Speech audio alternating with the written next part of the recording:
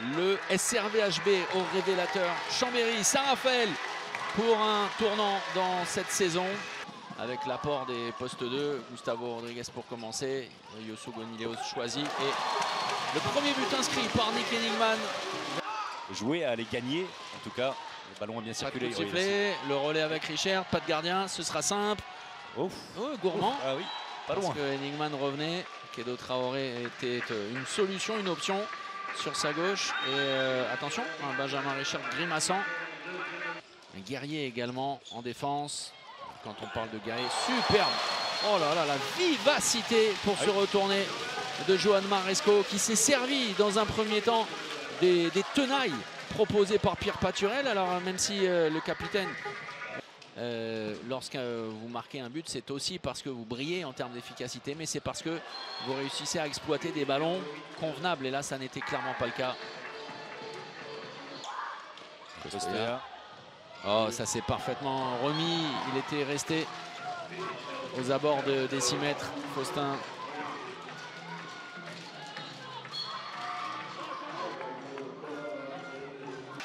Qui sont loin de celles vécues il y a encore quelques années. Lui, le meilleur buteur du championnat de France, qui peut relancer la machine et qui peut la lancer tout simplement dans cet exercice des 7 mètres.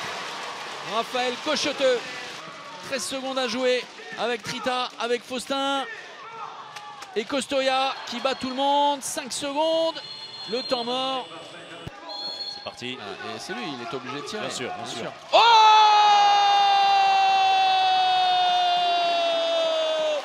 Grande Chema Marquez pour ce 16e but, la patate de Forain juste avant la pause. Vous aviez presque tout vu, sauf l'arrêt de Filipovic qui n'est pas arrivé. Tir magnifique, magnifique.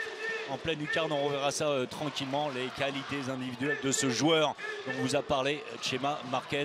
Une première période bien gérée par les Raphaélois.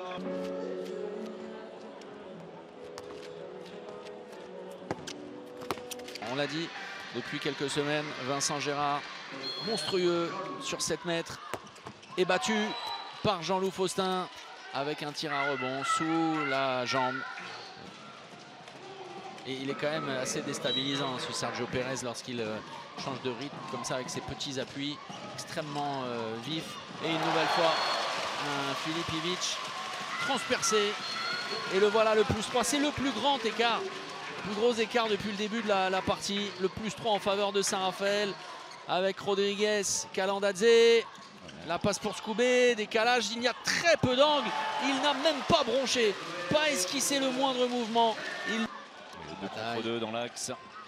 Oh, superbe, magnifique. Chema Marquez, quelle que soit sa position, il est absolument redoutable dans les tirs à travers. C'est très utile. Un lanceur de javelot.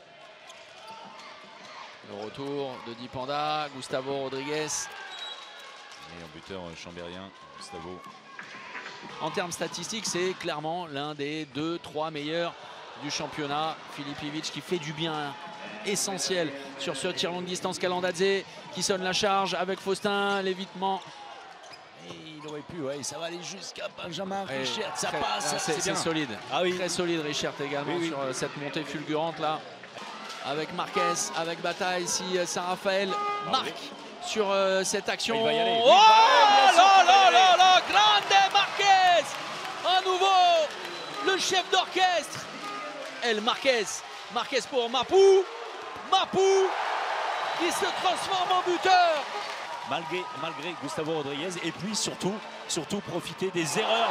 Et puis il y a eu cet homme. Le monstre Chema Marquez qui fait se lever le Palais des Sports Jean-François Krakowski pour une soirée merveilleuse livrée par le SRVHB.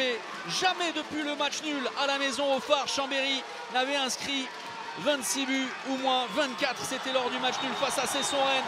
Le succès est total. Saint-Raphaël retrouve la 7e place du classement, mais surtout met un terme à la série incroyable de Chambéry. Les Savoyards au tapis. Saint-Raphaël est au paradis. Ah, c'est sûr, on a été beaucoup embêtés par les pépins physiques en début de saison. c'est difficile de construire une équipe avec des blessés dans tous les sens. Et quand les mauvais résultats s'enchaînent un peu, c'est toujours un peu plus difficile de construire.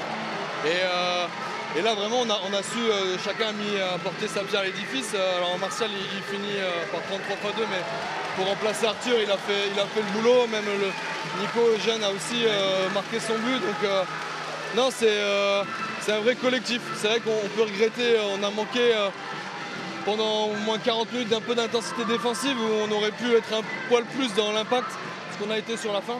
Oui. Mais ouais, c'est une belle victoire parce que on n'avait pas encore eu de très belles victoires à la maison. On avait gagné les matchs globalement qu'on devait gagner, même si on connaît l'adversité de ce championnat. Et donc c'est vrai que là de battre le 4e qui était invaincu en 2023, c'est un plaisir, enfin, c'est bien et ça nous pimente un peu la fin de saison. On va voir ce qu'on va pouvoir faire. Ouais, en tout cas nous il nous a manqué un petit truc partout. Ils ont entamé le match avec une défense très agressive, un peu à la limite, mais qui a marché parce que finalement Sébastien Koubé n'a pas pu développer le jeu qu'on lui connaît habituellement. Un Vincent Gérard qui fait une très belle partie. Des bonnes défenses de notre part où on finit par prendre le but, ce qui fait que derrière on s'étage un peu plus et ça leur offre des solutions au pivot.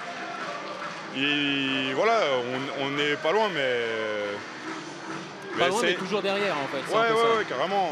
Et je pense qu'avec tous ces petits trucs additionnés, même si le gros point négatif reste notre efficacité au tir, je pense, c'est difficile de gagner contre une équipe comme ça, un peu survoltée, un peu voilà, dans une salle avec de l'ambiance. Donc félicitations à eux.